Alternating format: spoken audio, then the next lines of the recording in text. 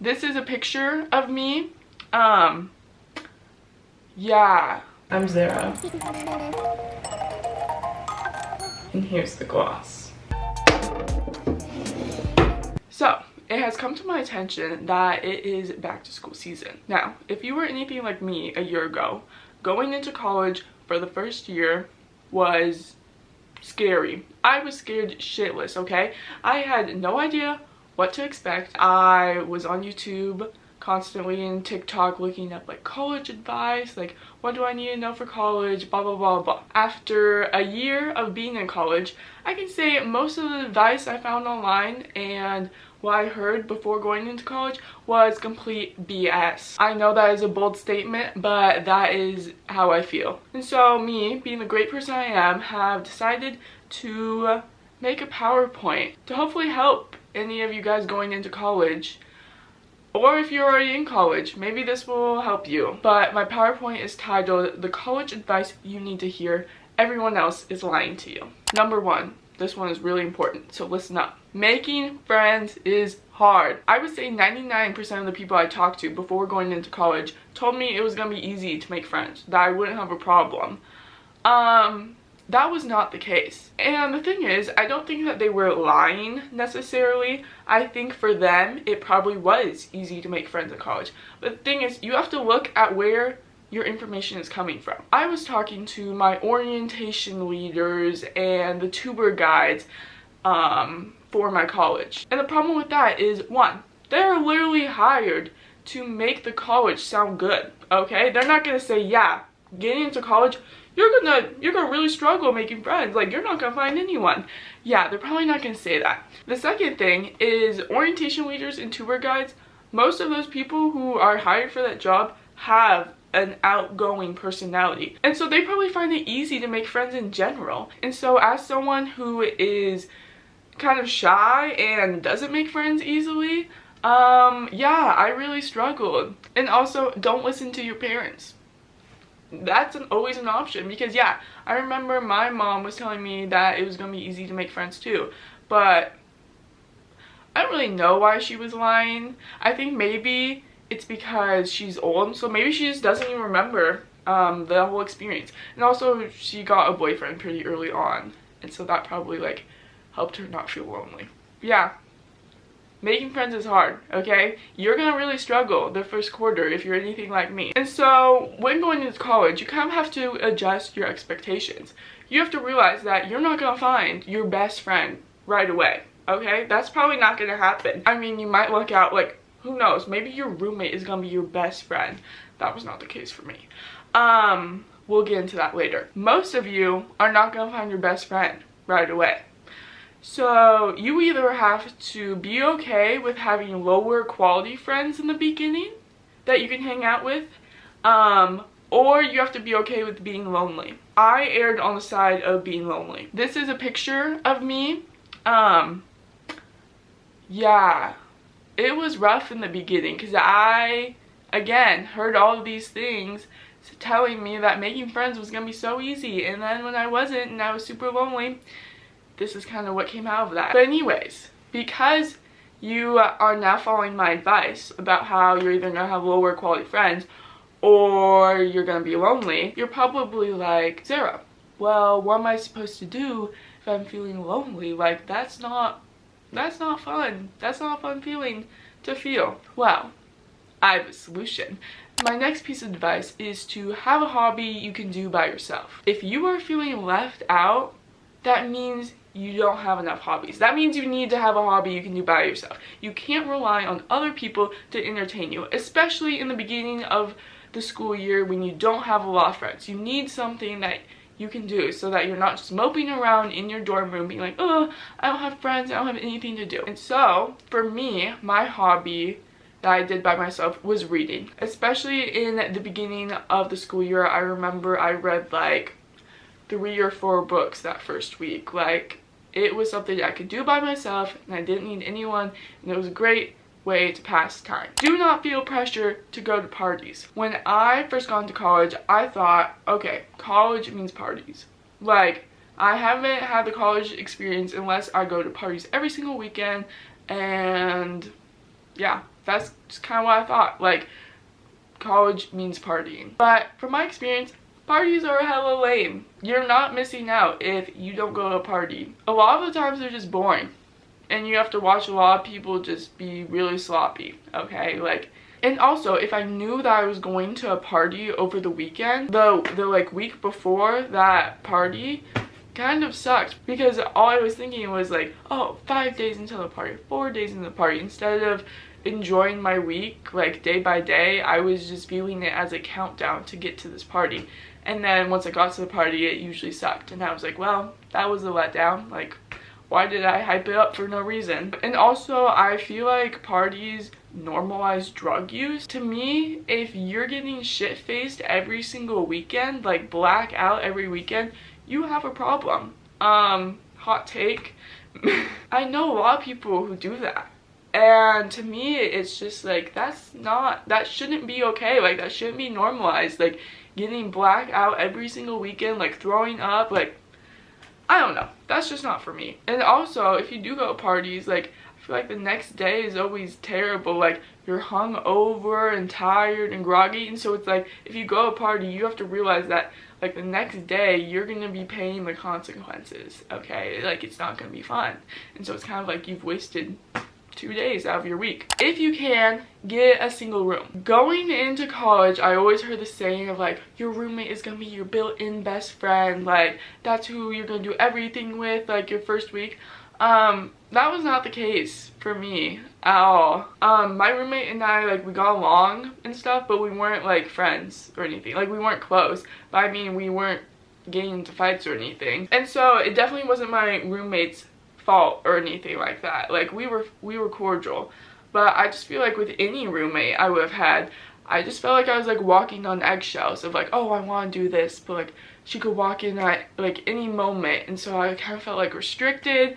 And then it's also like we had very different routines and stuff. Like, I would get up super early and she would get in really late, and it just like kind of didn't mesh. And so I just remember for the first quarter I had a roommate, and then I was lucky enough to actually be able to transfer my winter and spring quarter to a single room. Literally, my college experience like got so much better. Like, life just went. I just had so much more freedom, I felt like, just to do anything like I wanted. Like, I didn't feel like I was like tiptoeing around, like walking on eggshells. And it was really freeing, and I loved it. And I don't know, I really value my alone time, and so I just think that if you have the money and like you can swing it, get a single room. Also, this is what my dorm room looked like when I had my single room. I was super happy because I still got 2 beds and stuff, and so people could come visit me, and like I could have sleepovers whenever I wanted, like with my friends, which didn't happen like that often because, again, I value my alone time, but it was always nice to have the option. My next piece of advice is to stick it out the first quarter. My first quarter was terrible. I literally was calling my mom like every day being like, I hate it here, I want to leave, like I'm transferring, like there's no way, like I'm dropping out of college.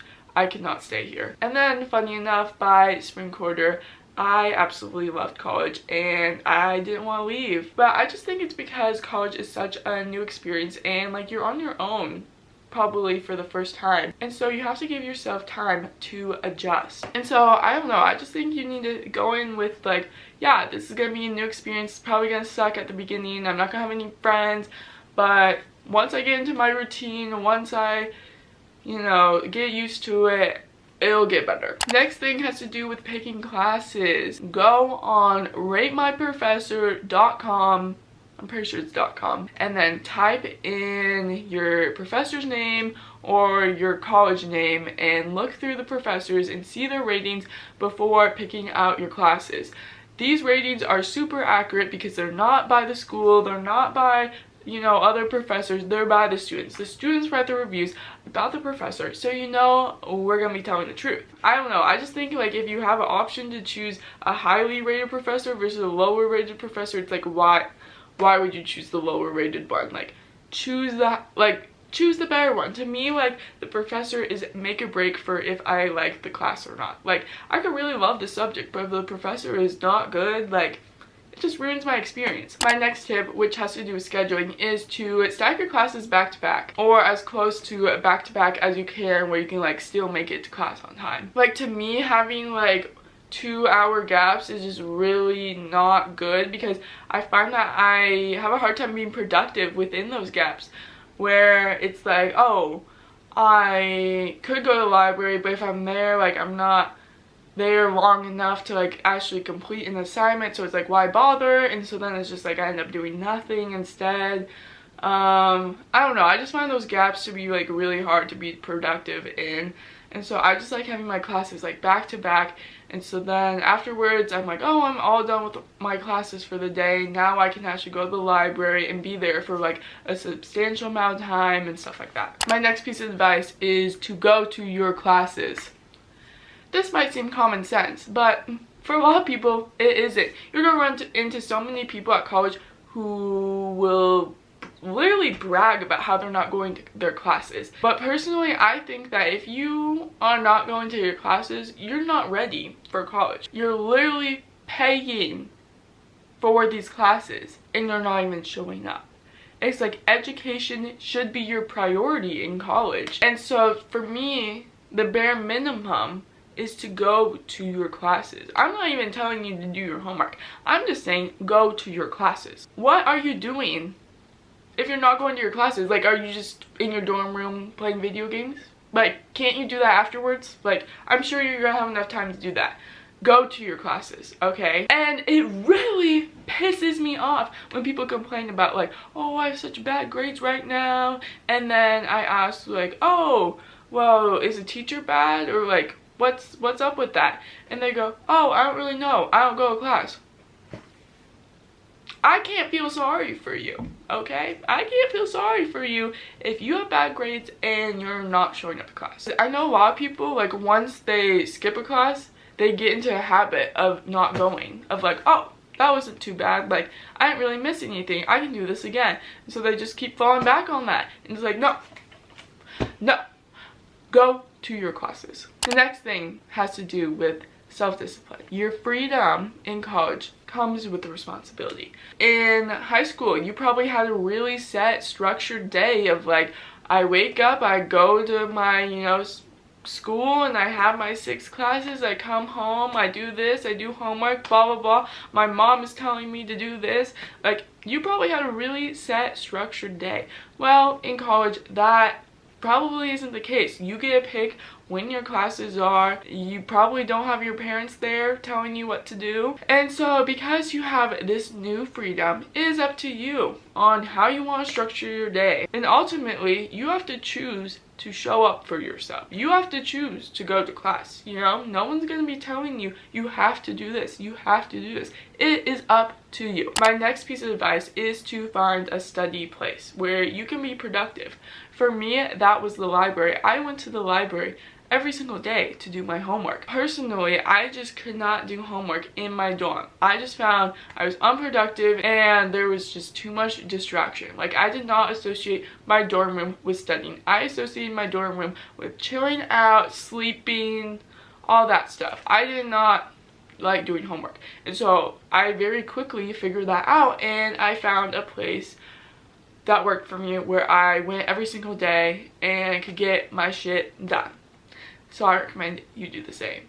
Who knows, that could be your dorm room for you. But if it's not, try a different place and see if you like it better. Also, this is a side note. I don't really know why I put it in this slide, but I put consistent effort every day is better than cram studying. I would go to the library for probably like 3 hours a day, give or take. I just found that was so much better than just relying on the weekends to get caught up in work.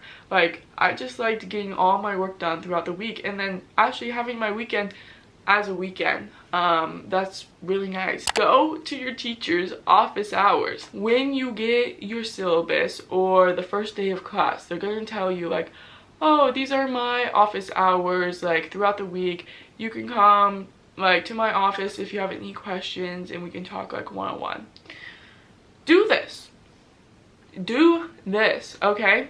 I especially like doing this if my class was online, because building a personal connection with your teacher is so important. Like, when they're grading, they're gonna think about, oh, this person, you know, came to my office hours, they are showing effort. Like, literally nothing bad can come out of that. Going to office hours, I literally view as cheating, because they give you so many benefits. Like, teachers are so nice to you if they see that you're putting in the effort in coming to their office hours. There's so many times where I was working on paper and had a question and would go into their office hours, and they would be like, oh yeah, like, if you finish like early, just email me your draft and I can look it over and give you corrections. Like, what? How is that not cheating? Literally so many benefits. Like, come on, having the teacher look over your paper before they grade it, cheat. That's literally cheating. Cheat code. Also, like, if you want like a lot of recommendations from these professors, you know, in the future, go to their office hours. That's a good idea. And this kind of goes into my next thing, which is to use your college resources. You are not paying a bajillion amount of money. Okay, college is fucking expensive. You're not paying that amount of money to be confused, okay? So you should use your resources. College is full of like opportunities and resources that you may never have again in the real world. And so for me, I would go to like the mentoring within my school library, and like the e-tutoring. I would always like turn in a draft of my paper before turning it in so I could get like feedback on it. And I don't know, I also use their counseling services. Like, college is full of great resources. Okay, last little piece of advice is there are ways to be healthy in college. People will always warn you about the freshman 15. To me, the freshman 15 is avoidable. I guess it might depend on your college on how easy or hard this is, but I don't know, my college had both unhealthy and healthy options. Yeah, it was easy to choose the unhealthy option, but if you wanted to, you could also choose the healthy option. And also, take advantage of your college gym. Most colleges, I think like all colleges, have a gym, and usually, you know, it's free for you. Like, it comes with your tuition. Like, if you're taking a certain amount of credits, you get access to the school gym. Take advantage of it. It's so nice. And also, I would go to like the group fitness classes, and those were free for me too. Like, I was taking a lot of spin classes, I took yoga classes, like dance fusion classes. I don't know, all of them were really great. So yeah, honestly, if you want to be healthy in college, you can. It is totally applicable. You just have to try. Also, I just wanted to show my references. Me, I am the reference. You're welcome for that. Although it is not an APA format. Anyways, I hope you got something out of this. If you are a freshman going into college, good luck.